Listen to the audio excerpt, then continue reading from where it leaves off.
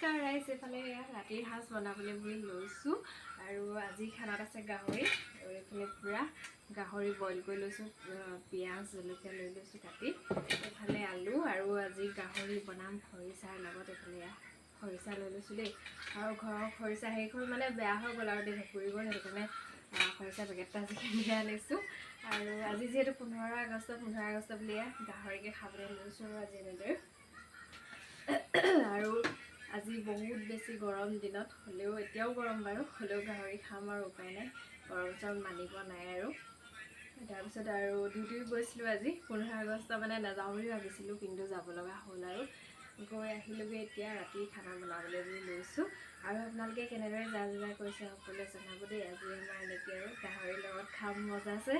আৰু যদি কোনোবাই খাওঁ বুলি ভাবিছে আহি যাওক আমাৰ ঘৰলৈ। বাই বাই, এতিয়া বনাওঁ দেই, মজা আছে।